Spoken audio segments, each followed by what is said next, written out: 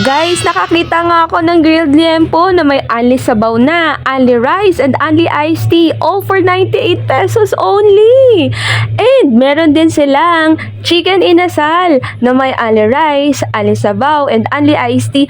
All for 98 pesos only. O, saan ka pa? Arat na. Kaya naman bitbitin mo na ang buong pamilya dahil sobrang sulit at solid sa kainang ito. Malapit na, masarap pa. So, saan ka na? Tara! Sa mga food lover dyan, tara! Sugod na! Welcome back to my channel. It's me again, your abang lingkod, Binibining Joanna. Welcome nga dito sa Manang's Inasal na located dito sa Road 20, Project 8, Quezon City. Wow. You heard it right. For only 98 pesos ay may grilled liempo ka na nga plus only sabaw, only rice, and only drinks. Gayon din ang chicken inasal. Kaya naman tingnan nyo, sobrang dami ng tao. Pinipilahan na talaga namang patok na patok sa takilya.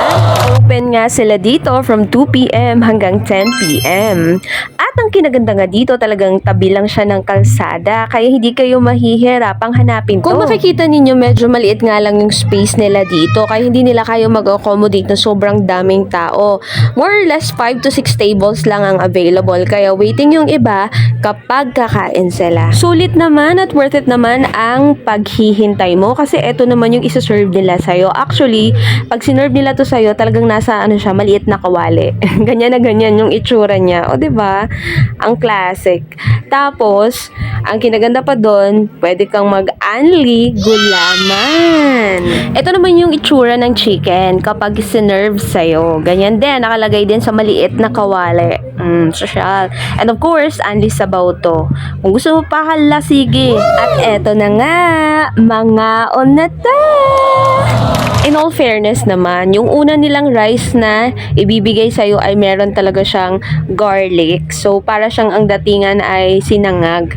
Nga lang itong extra rice yan, nakalagay na talaga sa kaldero para isang buong kaldero na talaga yung makain.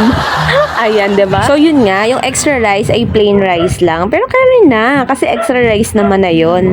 Ngayon ko lang na-realize, iba pala sa pakiramdam, no, kapag kumain ka dun sa mismong kawali. Tip para di ka maghintay ng matagal, pumunta ka ng maaga. Pagkabukas nila, dapat nandun ka na para hindi ka pumila ng napakahaba. At yun nga, no, patuloy lang tayo sa pagtukla sa mga sulit at solid na mga kainan. And that will be all for our video today. See you on my next vlog. Peace and spread love. Bye!